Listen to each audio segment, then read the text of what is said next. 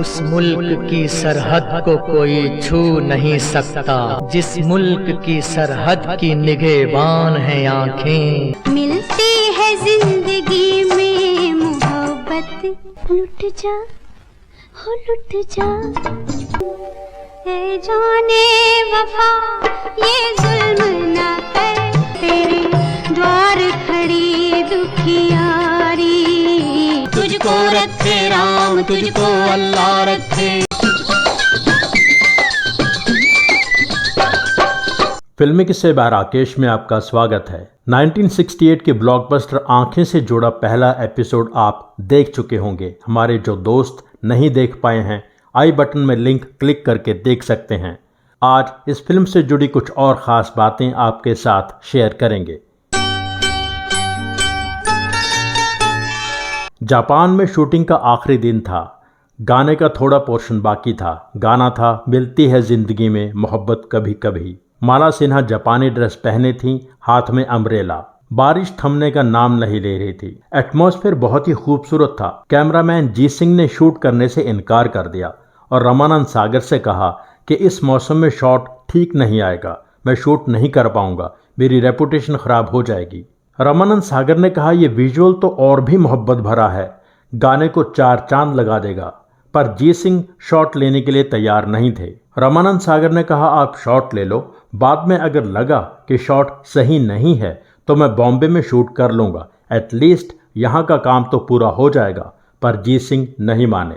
Prem Sagar FTII Pune में cinematography course के 2nd year में थे। रामानंद सागर ने प्रेम सागर से कहा कि जी सिंह को समझाओ शूट करना कितना ज़रूरी है। प्रेम सागर ने जी सिंह से बात की और कहा ये विजुअल जो कुदरत हमें दे रही है बहुत मुश्किल से मिलता है, ऐसा शॉट तो अवार्ड विनिंग शॉट होता है। प्रेम सागर के बहुत कन्विंस करवाने पर जी सिंह ने शूट करना शुरू कर दिया। मज़ेदार बात यह रही कि इस फिल्म के लिए जी सिंह को बेस्ट सिनेमेटोग्राफी के लिए फिल्म फेयर अवार्ड मिला था। पर इस फिल्म के बाद रामानंद सागर ने जी सिंह के साथ कभी काम नहीं किया। उनका मानना था कि फिल्म का कैप्टन डायरेक्टर होता है, काम उसकी मर्जी से ही होना चाहिए। जापान में शूटिंग पूरी करके यूनिट ईरान पहुंचा। वहां एक मजेदार बात महमूद और धूमल से जुड़ी है। तुझको रखे राम, तुझको अल्लाह रखे। महमूद, धूमल और माला सिन्हा पर बहुत ही शानदार गाना फिल्माया गया था, तुझको रखे राम, तुझको अल्लाह रखे। सनसेट के बाद तेहरान के स्टार होटल में कारपेट बिछाकर महमूद और धूमल फकीर की कॉस्ट्यूम में बैठ जाते थे। यूनिट के कुछ लोग उनसे आशीर्वाद लेते और उनके सामने वहां की कुछ करेंसी रख देते। उन्हें देख के होटल में ठहरे बाकी कई मेहमानों ने उनसे आशीर्वाद लेना शुरू कर दिया। वो लोग उन्हें की बहुत खास साधु संत समझ रहे थे। जो अमाउंट इकट्ठा होती थी वो उन सब लोगों में बराबर बांटी जाती थी जो इस प्लान का हिस्सा थे।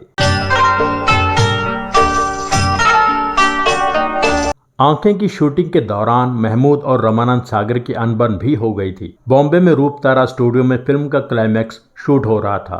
फिल्म की रिलीज डेट अनाउंस की जा चुकी थी, इसलिए नॉन स्टॉप काम चल रहा था। रामानंद सागर अपनी कुर्सी पर ही थोड़ी सी नींद ले लेते थे, रात भर शॉट्स अरेंज करते थे। एक दिन महमूद लेट नाइट शूट से गए और अगले दिन जिस समय पर उन्हें पहुंचना था वो नहीं आए। 12 घंटे ऊपर हो गए।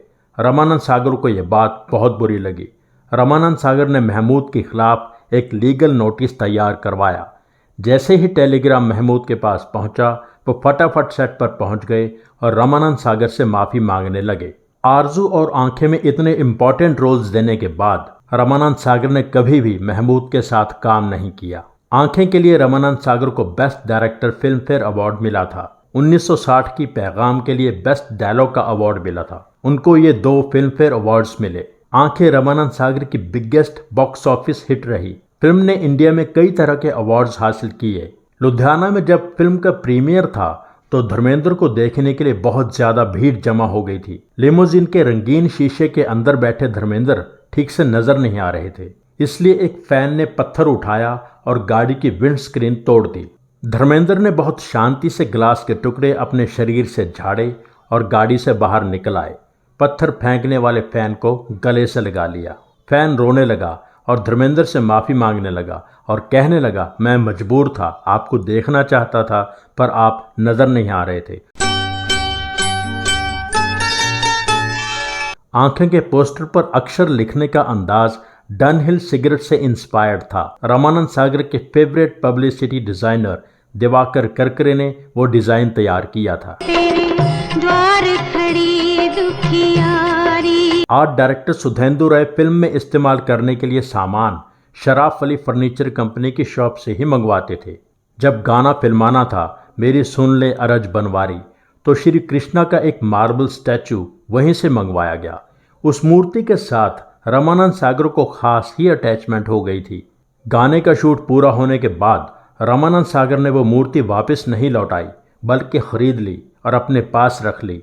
लॉर्ड कृष्णा से रामानंद सागर को सबसे ज्यादा लगाव था। बाद में रामानंद सागर ने नटराज स्टूडियोज के फड़के साहब से राधा की एक मूर्ति बनवाई, क्योंकि रामानंद सागर कृष्णा को अकेले नहीं देख सकते थे। एपिसोड में दी गई इन्फॉर्मेशन प्रेम सागर की बुक से ली गई है। बुक का नाम है an epic life Ramanand Sagar from बरसात टू रामायण। लॉर्ड कृष्णा के लिए रामानंद सागर की भक्ति उन्होंने बहुत खूबसूरती से फिल्म में भी शामिल की। मेरी सुन ले अरज बनवारी गाना तो था ही, एक बहुत इंपॉर्टेंट सीक्वेंस में लॉर्ड कृष्णा की ताकत का अंदाजा भी करवाया। फिल्म में जब कुमकुम का बच्चा किडनैप कर लिया गया है और दुश्मनों की तरफ से ललिता पवार इस घर में रहने आई है और कृष्ण भगवान की मूर्ति के नीचे ही अपने गैजेट्स छुपा के रखती है ताकि इंपॉर्टेंट इंफॉर्मेशन यहाँ से लेकर अपने लोगों तक पहुँचा सके। एक सीन में अपने बच्चे के लिए तड़पती कुमकुम उसी भगवान की मूर्ति से कहती है, जब तुम ही दुश्मनों के हो जाओगे तो इस मासूम की रक्षा कौन करेगा। मैं तुम्हारे हर रूप की पूजा करती थी, पर यह नहीं जानती थी कि एक दिन तुम्हारा ही सहारा लेकर दुश्मन हमारा घर तबाह कर देंगे। और भी बहुत कुछ कहती है। ललिता पवार कुमकुम से कहती है, तुम क्या समझती हो पत्थर का टुकड़ा तुम्हारी मदद कर सकता है। कुमकुम कहती है, हाँ, ये चाहे तो सब कुछ हो सकता है, ये चाहे तो तू इस घर से जिंदा वापस ना जाए। तभी माला सिन्हा की तरफ से नज़ीर हुसैन को मैसेज आता है कि धर्मेंद्र को कहाँ कैद किया है पता चल गया है। नकली राजकुमारी बनके माला सिन्हा अपने ग्रुप के साथ वहां जाएगी और धर्मेंद्र को छुड़ा लिया जाएगा।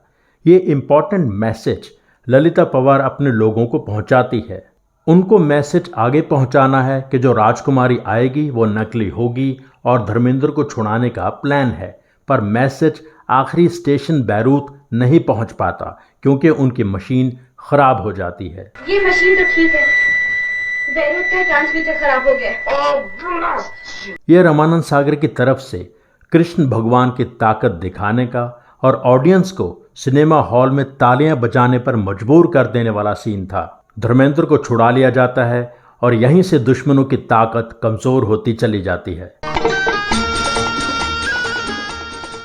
फिल्म कितनी शानदार है आप सब जानते हैं। इस स्पाई थ्रिलर में रोमांस की, लव स्टोरी की जगह नहीं थी, फिर भी रामानंद सागर ने बहुत खूबसूरती से बिना समय खराब किए माला सिन्हा और धर्मेंद्र की प्रेम कहानी को इस फिल्म में फिट किया। मिलती है जिंदगी में मोहब्बत है जाने वफा, ये जुल्म ना कर। धर्मेंद्र जब अपनी बहन कुमकुम को माला सिन्हा के बारे में बताते हैं, उस फ्लैशबैक में बहुत कम समय में निर्देशक ने उनकी प्रेम कहानी को आधार दे दिया था। फिल्म मेल डोमिनेटेड थी, पर माला सिन्हा का काम बहुत ही अच्छा था। वो बहुत खूबसूरत लगी, उनका बात करने का अंदाज बहुत शानदार था। नज़ीर हुसैन ने पूरी अथॉरिटी से अपना किरदार निभाया। उनकी बेटी, धर्मेंद्र की बहन और एक बच्चे की माँ का रोल कुमकुम ने बहुत खूबसूरती से निभाया। महमूद और धूमल तो थे ही एक्सपर्ट, छोटे रोल में भी अपनी मौजूदगी दर्ज करवा देते थे। बहुत छोटे से रोल में ज़ेब रहमान छा गईं, बहुत ग्रेसफुली उन्होंने अपने डायलॉग्स बोले। सुजीत कुमार ने अपना रोल बहुत बढ़िया निभाया। नेगेटिव कैरेक्टर्स में से जीवन, मदनपुरी, सज्जन, हीरालाल, डेजी ईरानी, सबका काम बहुत अच्छा था, पर इन सब पर भारी पड़ी ललिता पवार। अमरनाथ ने सलीम का रोल निभाया, प्रद्युमन रंधावा ने अकरम का। जिसको इस फिल्म ने सबसे ज्यादा फायदा पहुंचाया वो थे धर्मेंद्र। उनकी खूबसूरती की तो कहने ही क्या, उनका काम भी बहुत शानदार था। वो पूरी तरह इस रोल में समाये हुए थे। 1966 की टॉप फिल्म थी फूल और पत्थर। 1967 धर्मेंद्र के लिए खराब साल था, कोई हिट नहीं थी। 1968 में फिर साल की टॉप फिल्म के हीरो धर्मेंद्र थे।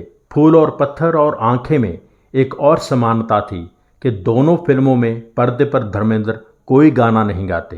आंखें का बैकग्राउंड म्यूजिक नॉर्मल था, कुछ भी एक्स्ट्रा ऑर्डिनरी नहीं था, पर फिल्म के गाने एक्स्ट्रा ऑर्डिनरी थे। उस मुल्क की सरहद को कोई छू नहीं सकता, जिस मुल्क की सरहद की निगहबान है आंखें। मिलती है जिंदगी में मोहब्बत, लुट जा हो लुट जा, ए जाने वफा ये जुल्म ना कर, तेरे द्वार खड़ी दुखियारी, तुझको रखे राम तुझको अल्लाह रखे।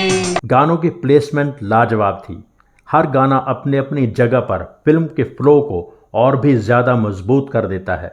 म्यूजिक डायरेक्टर रवि की तरफ से ये one of the best album है। साहिर साहब के बारे में तो कहने ही क्या, हर गाना ऐसा कमाल लिखा है कि जो गाना सामने आता है वही बेस्ट लगता है। ओपनिंग क्रेडिट्स में रफ़ी साहब का गाना है, उसके बाद मिलती है ज़िंदगी में मोहब्बत कभी कभी लता जी ने गाया। अगला गाना था लुट जा ओ लुट जा, यही दिन है किसी पे लुट जा।